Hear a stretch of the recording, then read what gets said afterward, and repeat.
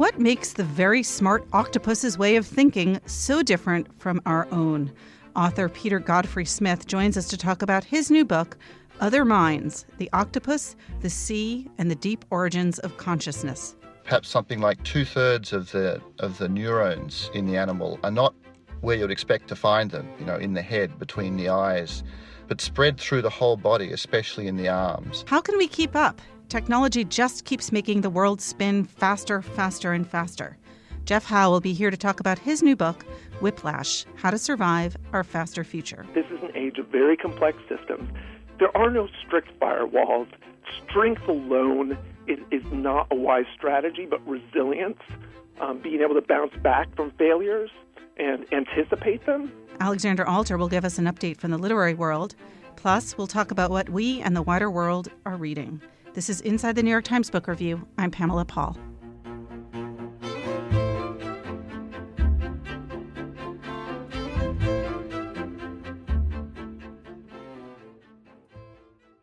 Peter Godfrey-Smith joins us now from Sydney, Australia. His new book is called Other Minds, The Octopus, the Sea, and the Deep Origins of Consciousness. Peter, thanks for being here. Thank you, Pamela. Why the octopus? The octopus is special because of a combination of two things. One is they're just such complicated and smart animals for invertebrates. They have enormous nervous systems for invertebrates, especially for mollusks. That's especially interesting given their place in the evolutionary history of life. All animals on Earth have common ancestors, and what differs is how far you have to go back to reach a common ancestor. So with us and chimps, it's about 6 million years. With us and an octopus, it's about 600 million years, which is very early in the history of animal life. So our most recent common ancestor was a worm-like creature. No one really knows. There's no fossil record of this animal, but perhaps less than, certainly less than an inch long, most likely. Very simple nervous system, very simple behavior. And from there you get a branching in evolution where one side leads to, among other things, vertebrates like us.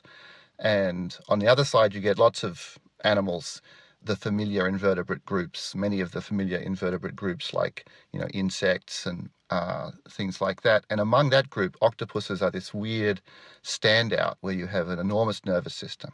There's a news story that I seem to come across on Facebook. I guess it's like the Animal World's version of a fake news story. The headline is always something like, octopuses are actually an alien species. And you write in your book that it's probably the closest we will come to meeting an intelligent alien. What do you mean by that? I mean, what's referred to there is, in some ways, really just the combination of those two facts. So they are pretty intelligent animals. They have big nervous systems, complex behavior. And like an alien would be, they're very far from us. We're not kin, except in a very extended sense, except in a sense that goes very far back in the history. If an alien was going to be an animal that had no common ancestors with us, that was something that was completely independently derived, then an octopus is not that.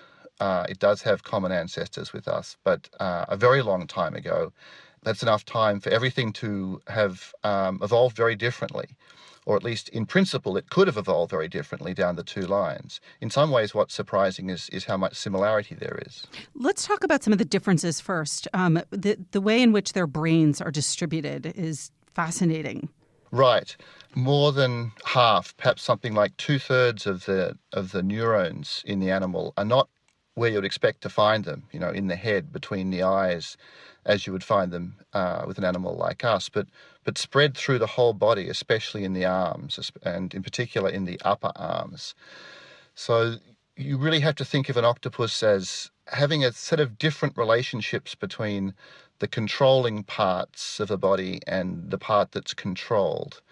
The arms have some degree of autonomy, at least with respect to the details of actions.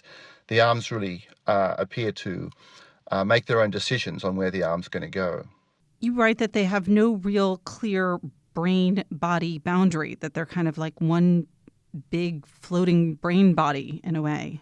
I like that very much, one big floating brain body.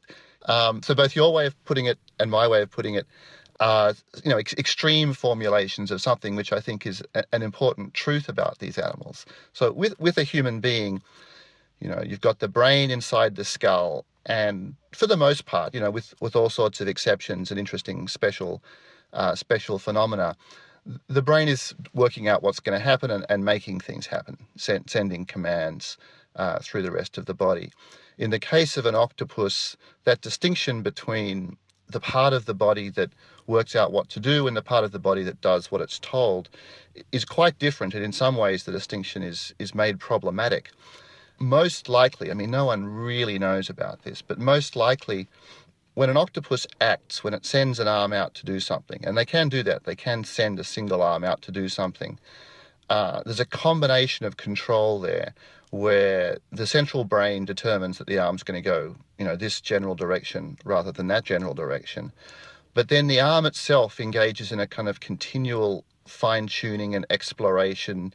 As it goes, it touches and tastes and senses what's around it and makes its own adjustments. You've gone diving and you've been around octopuses.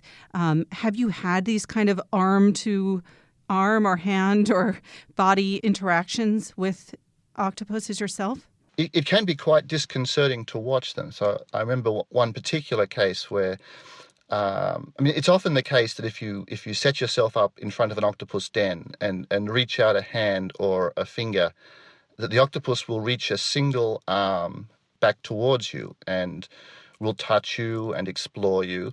And it's important that whenever they touch you, they really are tasting you. That's meant literally, not figuratively. The suckers are full of organs of taste. Everything they touch, they're tasting. So it'll reach out an arm and touch you and taste you. And then the arm will often go on its own exploration, sort of perhaps up your wrist or into your wetsuit or somewhere more unexpected.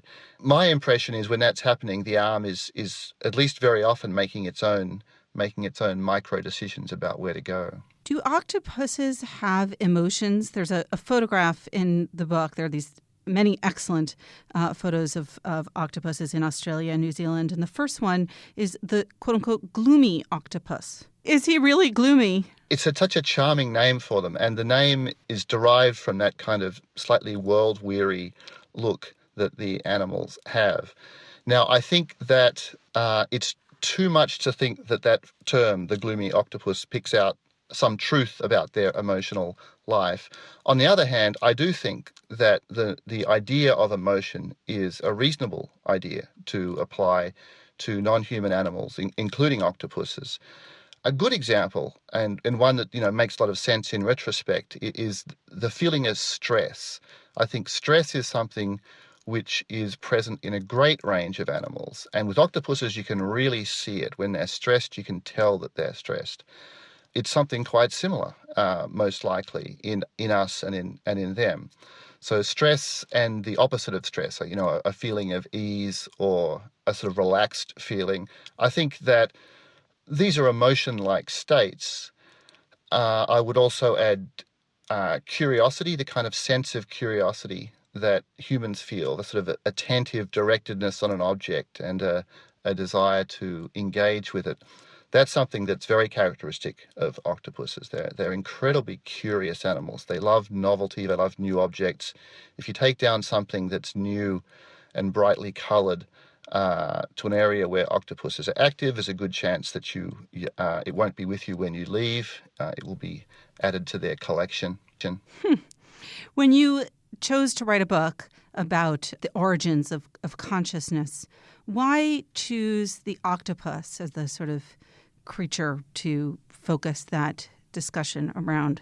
There was an element of luck here. So, for years I've worked on a mixture of philosophy of biology, thinking especially about evolution, and philosophy of mind, thinking about, how it's possible for a biological system to have mental states and experiences. And in the American summers or the southern winters, I used to come back to Australia. I just began spending more time in the water, diving and snorkeling around Sydney. And Sydney is full of cephalopods. There's several species of octopuses, several species of cuttlefish. also squid. And I began to run into them. The ones that really got my attention first were the giant cuttlefish. It's hard to describe just how strange and spectacular these animals are, but they're, 2 feet, sometimes 3 feet long. Their skin can change colour completely in less than a second, and they can produce just about any colour that you can imagine, also patterns of various kinds. So I began to encounter these animals and also encountered that fact I mentioned a moment ago, the fact that they're curious and they tend to engage with people. Then I began to wonder, okay, what was the common ancestor, the most recent common ancestor of us and them like, and what was the evolutionary process that led to this remarkable animal? That's how the book began. So I began to simultaneously just spend time with them, spend more and more time with the animals, get that kind of first-hand acquaintance with them, and also began to think about the overall shape of the evolution of behaviour and minds, the place that the evolution of the mind has within the overall tree of life. You go back to bacteria and then on to gelatinous creatures like jellyfish and focus on these sea creatures. How much does the being in water influence the development of consciousness? And how does that differ from the way it does on land? It's a difficult and important question, which I'm still thinking about. I think it does make a big difference. The fact that life itself evolved in water, perhaps not in the sea, but probably in the sea. And certainly all the early stages in the history of animal life occurred in the sea, in a marine environment, where the sorts of events that happen, the sorts of chemical and physical goings-on are quite different from the way they are on land. So when people think about the mind-body problem and think about physical systems and how a physical system might have mental states, I think people are too inclined to shape their thinking around familiar cases of dry land, macroscopic interactions, tables and chairs and rocks like that. Matter itself behaves quite differently in what's called the nanoscale, the scale at which basic biological processes happen, and occurs quite differently in water. Those facts are important. So all of our cells, our bodies contain a great deal of water. In a way, the bodies of land-dwelling animals like us have brought with them onto land the characteristic physics and chemistry of the sea. All of the basic processes in our cells rely on that watery milieu.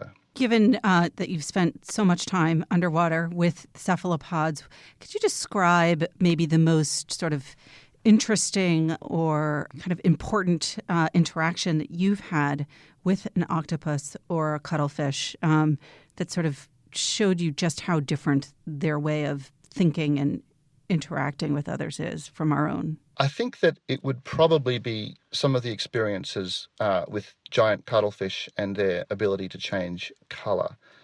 Just to give you a sense of how elaborate this is. So if you're a giant cuttlefish, you can change the colour of your skin to pretty much anything in less than a second. But also, you might want to produce one set of colours on your right-hand side and a completely different set of colours and patterns on your left-hand side. And you can do that. The brain controls all of the tiny devices in the skin that produce different colours.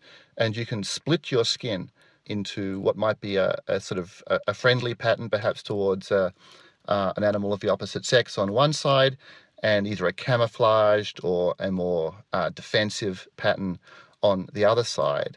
That makes me think that the sort of way of being in a body that these animals have is remarkably different from an animal like us. And you said earlier that there are also ways in which our consciousness, our way of thinking is similar.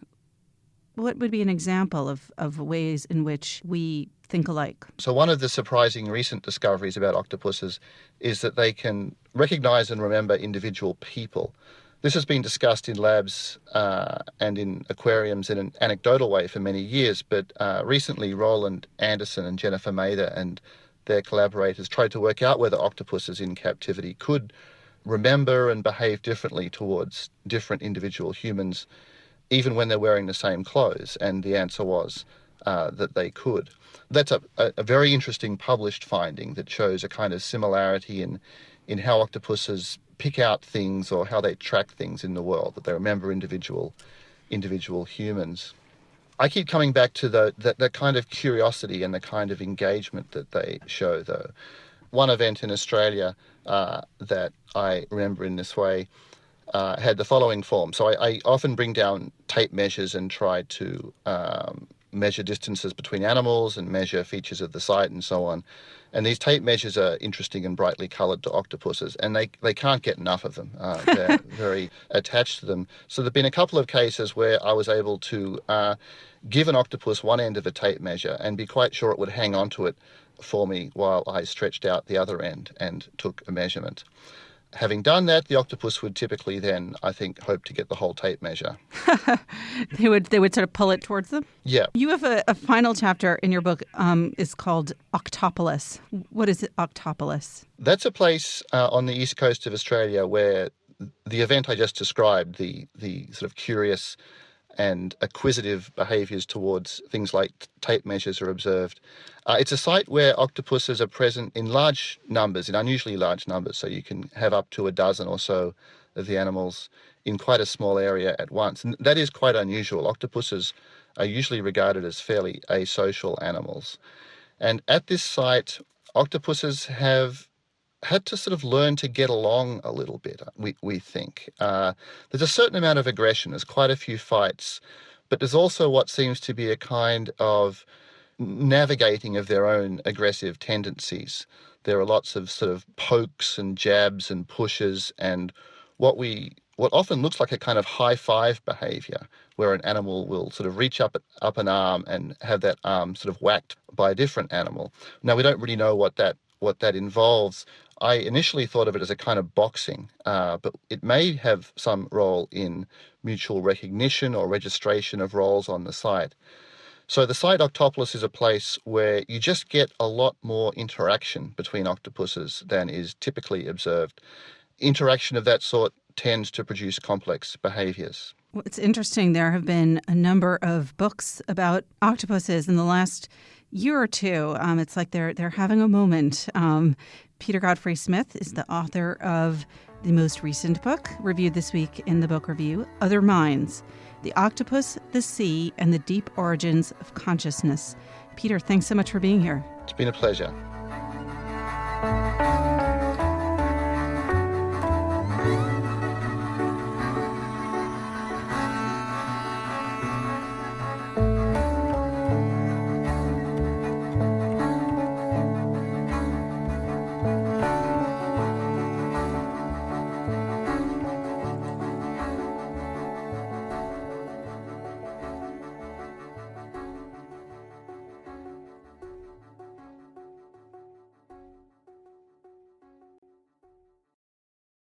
Alexandra Alter joins us now to talk about the publishing world. Hi, Alexandra. Hi, Pamela. So we're going to do the year in publishing stories. Yes, Tell the us. inevitable year end. So it was an interesting year. It wasn't quite like 2015 when you had the rise of adult coloring books and the whole Harper Lee scandal / saga and a lot of juicy publishing stories. But there were some surprises. Particularly, I was interested to see that 2 major bestsellers this year came out of plays. There was the Harry Potter and the Cursed Child, which I think set a new record when it sold more than 2 million copies in North America in the first 2 days of sale. That's the first time I think a play has become an instant bestseller like that. And of course, this play has the words Harry Potter in it, which are sort of magical words. Helpful. And J.K. Rowling's the author, was one of the authors, oversaw the story. So that was unusual. And you also had Hamilton the Revolution, which was the book based on Hamilton the musical, which itself was based on the biography by Ron Chernow. And this was co-authored by Lin-Manuel Miranda and Jeremy McCarter. And it's still in the top 20 on Amazon. It came out in April. And Ron Chernow's book is selling quite well still, too. Well, both of those books were based on a play and a musical that are very hard to see. So That's right. It's if a you way can't see it, exactly, which you I can can't. read it. Yes, and I think both have been popular. Particularly Hamilton the Revolution has been very popular as an audiobook, and that's a whole nother. That's Mariska trend. Hargitay Exactly doing the narration. Yes. Another sort of surprise hit that I didn't see coming, I'll admit, was a little novel called A Man Called Uva that came out of Sweden. And it was actually first published here in 2014. The author is Fredrik Backman. And for some reason, I think with a lot of hand selling by independents and word of mouth, this book totally took off this year. This unknown Swedish author who wrote his debut novel about a cranky, suicidal, older Swedish man who becomes kind of a lovable curmudgeon by the end of the book. For some reason, this was like the escapist feel-good story that everybody wanted to tell people to read this year. It was interesting to watch that book take off in a year when we had big novels from big names whose books didn't necessarily get that kind of traction. Which books didn't get the kind of traction that was expected? This fall was full of heavy hitters. There was Jonathan Safran Foer, Zadie Smith, Michael Chabon. Michael Chabon. Jonathan Lethem. Yes. It was just almost like an embarrassment of riches for, literary fiction lovers. And I think they've all done reasonably well, but there wasn't sort of a breakout book. Probably if you were looking at a commercial literary crossover book this year, it would be Colson Whitehead's The Underground Railroad, which got so much awards attention as well as an Oprah boost. So I think that was probably your leading literary fiction title of the year. But there wasn't a surprise sort of breakout literary book of the year. What were the other big stories this year? You've continued to see interesting shifts in the way people are kind of absorbing books and reading, or in some cases not reading but listening. Ebook sales continued to fall this year as they did the previous year. They were down, according to the Association of American Publishers, by almost 20% in the first 6 months of this year. That's a big drop. A huge drop. What was the change in hardcover sales and paperback sales during that same time period? In that same period, hardcover books grew by 2.6%. Paperback books grew by 8%. So I think a lot of people are switching formats. Ebook prices have risen. And I think a lot of people are sort of abandoning their digital readers. They're maybe using their phones, and maybe they're on their phone so much that when it's time to read, they would prefer a print book. Another question I have, and I'm going to be talking to people about this more, is whether the decline in ebook sales might in part be due to the rise of audiobooks. With more people on their smartphones, everyone basically has an audio player in their pocket, and those grew in the first 6 months of the year by 31%. And that's been consistent for all the periods kind of going back until maybe 2014 or even earlier. It's just this exploding, booming category that looks like ebooks used to look when you look at the growth trends. So it's possible that if people are using their devices, they're deciding to multitask and listen to books instead of Can you multitask and listen to books? I've never been able to do it. I can't even run and listen to a book. I would can't fall on my sing and face. cook at the same time. I don't know how people do it. I'm impressed. I've even heard of people who listen to their audiobooks on double speed. These are like the speed listeners of the world, so they're incredibly productive. And finally, another kind of encouraging trend that we saw continue over from 2015 into 2016 is the rebound in independent stores. The Census Bureau reported that through October, bookstore sales were up 3.5% compared to the previous year, and they hit $9.77 billion. And we're looking at around 1,800 members of the American Booksellers Association, which is the umbrella group for independent bookstores, in more than 2,300 locations. So it's still fewer than we've had, decades ago, but it's an encouraging tick upwards.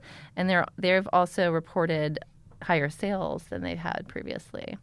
But at the same time, Barnes & Noble is struggling, and that's, I think, a big concern for the publishing industry because in a lot of parts of the country, independent bookstores are scarce, and they're really depending on Barnes & Noble. And they've had big financial trouble. Their sales fell 4% in their most recent fiscal quarter, which ended on October 29th. And so you have their sales falling at the same time you have independents rising. I don't know exactly what the correlation is, if more people are turning to independents or if it's just sort of the struggles of Barnes & Noble and these mega stores kind of not being able to compete in the same way that sort of an independent store that's tailored to the community can. Well, I'm going to bring it around to the happy part of that story, which is that indie booksellers are, in fact, thriving. So that's a happy note to take us into the new year. Alexandra, thanks so much. Thank you.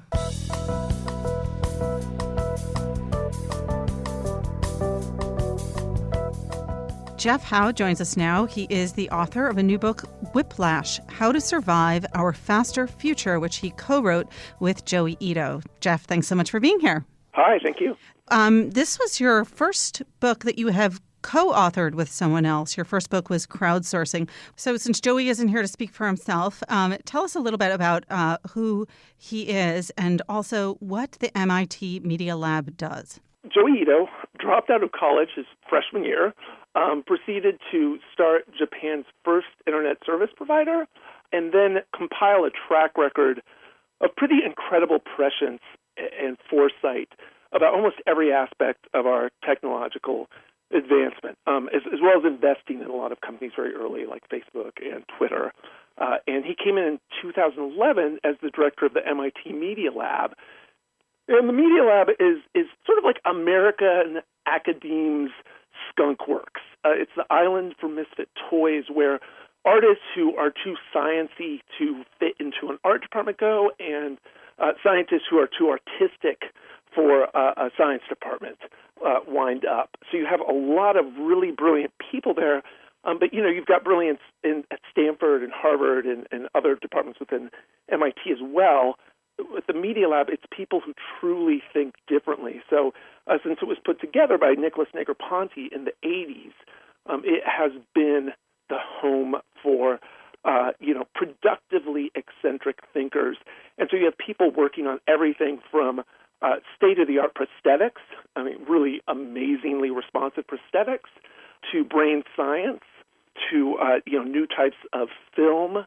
And it is media in the broadest sense, as it's always been explained to me, like to the extent that human cells are media, as well as more traditional forms of media. But a lot of amazing inventions have come out of there as well, such as 3D printing and electronic ink. So you and Joey got together, decided on the idea of what you wanted to write. The result is Whiplash: How to Survive Our Faster Future. What's the book that you set out to write, and how did the book actually end up once it was written? The book is largely the book we wanted to write. That first conversation we had in 2012, I was coming off an experience with my first book, which had given me an opportunity to speak to a lot of a really diverse set of audiences all over the world, everywhere from speeches in Russia and Kazakhstan to addressing Vladimir Putin to 5 days later talking to the National Corn Growers Association. And Joey, of course, has he's been in a position to speak to such audiences for pretty much his whole adult life. And one area where we really agreed was that people had failed to understand the implications of the digital age. Well, of course, gosh, it's been 20, 25 years. Of course we've entered the digital age, when in fact our ways of thinking haven't. And once we were already working on the book, but one thing I did that didn't even wind up in the pages, I could almost write a whole other book on the research I did. But I spent a summer inhabiting 1815 to try to get a sense of the transition between an agrarian age and the first industrial age. And it was amazing to see the extent to which, as late as 40 years after the publication of Adam Smith's Wealth of Nations, most people, even merchants, investors, still had not put together the implications of capitalism and becoming industrialism. And in fact, the people who really invent capitalism in the U.S., they're the master craftsmen. It's not the merchants. It's not the money people. It comes out of people who, on a day-to-day experience, finally put it together. That maps very neatly into what we are seeing now, where you have a lot of pretty dramatic change and institutions and attitudes which are very much stuck in industrial age thinking, we would argue. One of the reasons I asked about the book you set out to write and the one that you actually ended up writing is because you worked on it for several years, and it's about surviving the faster future, and presumably the future is happening while you're writing and researching.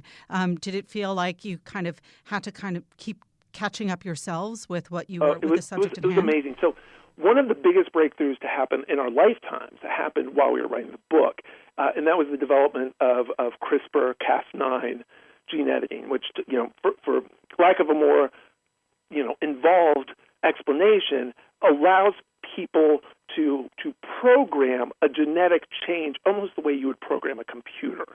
So it's incredibly consistent, it's incredibly reliable, and it is radically changed the prospects for gene editing and everything from, the science of genomics and personalized medicine to reinventing extinct species like the Neanderthal. It's had huge implications. It was discovered around the time that we were signing the contracts on the book. It was publicized. The first paper was published while we were writing it. Mm-hmm. It was being perfected while we were in edits, and by the time that this year, it's the stuff of high school science fair. That's how quickly CRISPR moved into the mainstream. And a lot of our book wound up being about biology because if the 20th century was the digital century, we're beginning now what will be the biological century. Biological literacy is so important because we as a nation of people, as a planet of people, need to help decide what we want to do with these technologies. There are people that are predicting that Homo sapiens itself will be an extinct species, that we will have forked, as a software programmer would put it, that are versioned. There will be new versions of Homo sapiens within the 100 years. So, if we're looking at radical changes to ourselves as a species, it's a conversation you want everyone in on. The title Whiplash sounds very appropriate. It kind of describes how I feel listening to you, but your subtitle is How to Survive Our Faster Future. I'm assuming that's the response to the whiplash. What are some of the ways we can survive this rapidly shifting world? Well, we're sort of cautious optimists, and the book was really written, for as wide an audience as possible, because we believe that there are some, we call them principles. Each chapter is organized around one of them, and there are 9, but fairly straightforward ideas, that some of which aren't, terrifically new at all, that if people, especially people with some, who are deciders with, power in their, respective institutions, could get their heads around it, that they would be able to make their companies, their agencies, their families, much more adaptive for a period of rapid change. And so one of those is something like resilience over strength. And we see this probably most dramatically in cybersecurity. It's we are in an age where if Russia wants to hack a party server, it's just going to. There isn't really anything that can be done. We had one researcher in cybersecurity make the analogy of it's like, castles were awesome, and then suddenly someone invented the cannon, and the advantage went from defense to offense right away. There wasn't really anything for hundreds of years to be done about that. Suddenly, castle walls were no good. So what we've had to do, certainly when it comes to areas around cybersecurity, is you just accept defeats and you learn how to function within that. Another researcher told me that within 20 minutes of coming online, a corporate server has already been compromised. Iran has some bots in there. China has some bots in there. We have some bots in there. And so it's more about accepting that we live in a complex system, and that's sort of the theme of the book, is that this is an age of very complex systems. There are no strict firewalls, that strength alone is not a wise strategy, but resilience, being able to bounce back from failures and anticipate them, and have diverse strategies so that if one doesn't work out, you've got not just a B plan, but a C, D, E, F, and G plan. But how is it possible, given all of that ingenuity that you're talking about with the, the gene transformations, that we can't fight against the hacking? It's kind of like with the cannon and the castle wall. It's just on a technological level. There's just no way to, given however X million lines of code, to create a perfectly impervious system. One thing we've even learned is that even when we have systems in national security, we do, that aren't even connected to the internet, they can be compromised by what they call the sneaker net.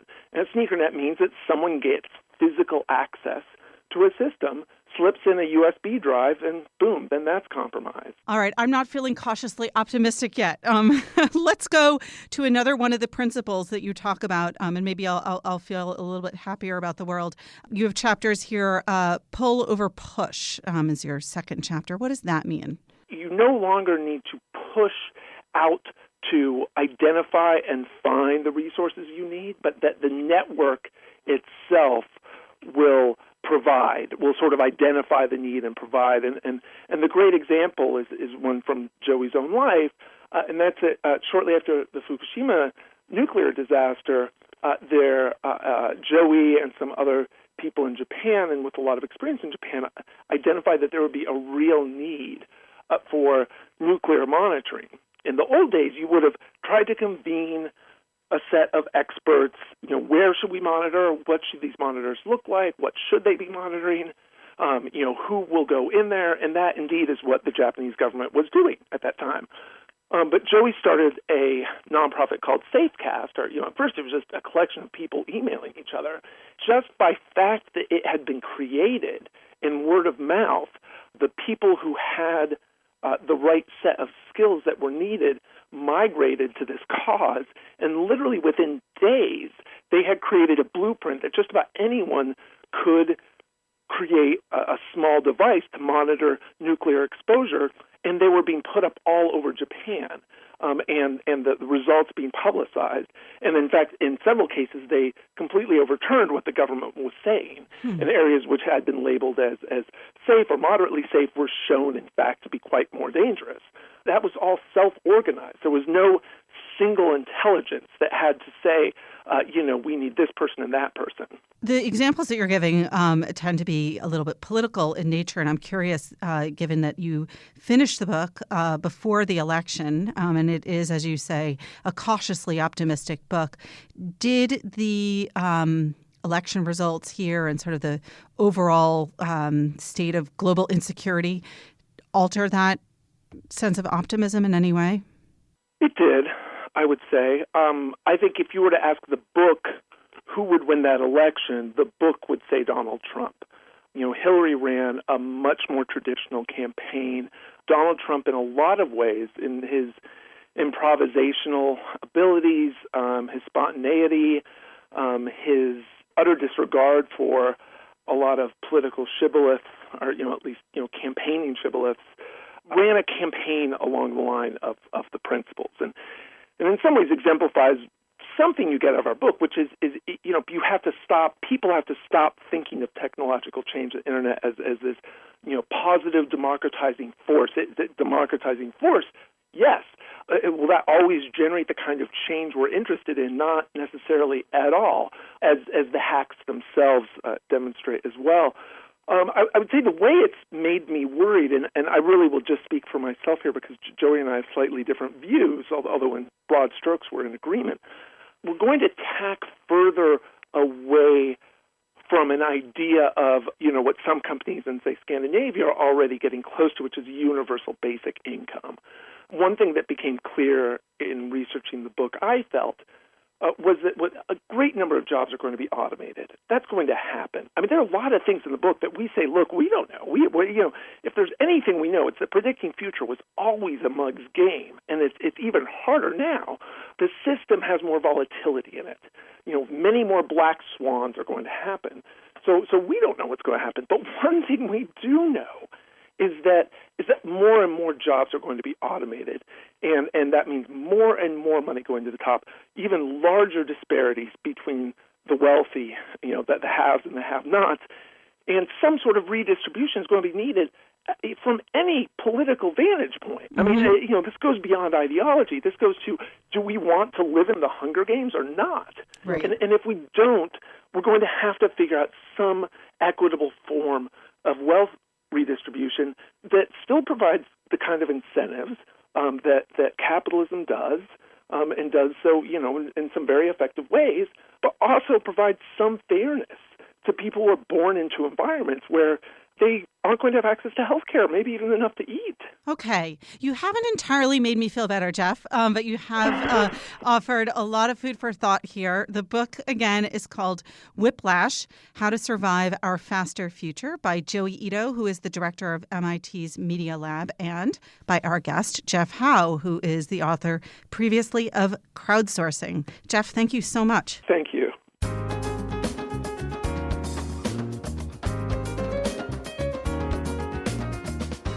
John Williams and Greg Coles join us now to talk about what we're reading. Hi, guys. Hi, Pamela. Hi, Pamela. So it's our last podcast of the year, and I thought we would talk a little bit about what we like to read at this time of year, even those of us or those of you who are going to be in the office over the holidays, or at least for part of them.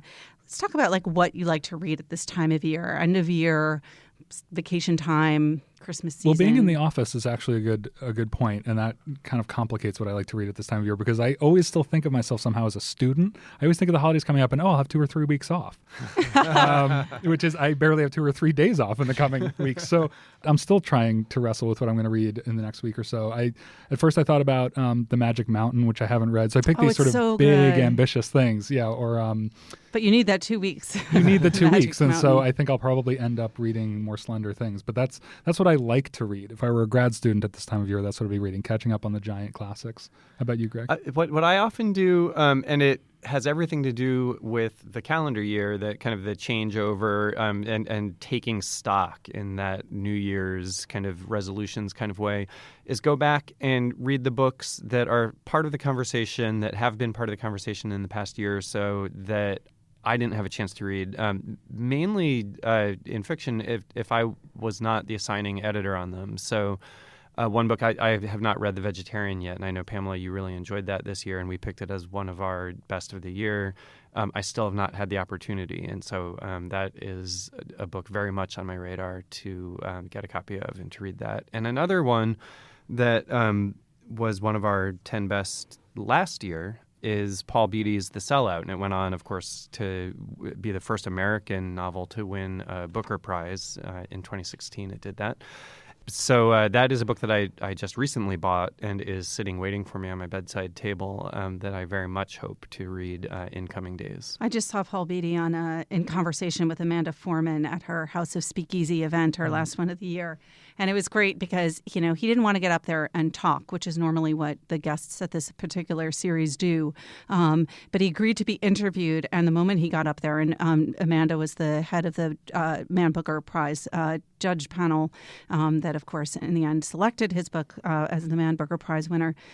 So she started to ask him about the novel, and almost immediately he's like, why the hell did I agree to this? I hate talking about my work. He did everything he could to deflect the conversation and talk about other things, and he was fantastic in the end. But he did not talk that much about the book. Yeah, he's great. What about you, Pamela? Do you have a system this time of year?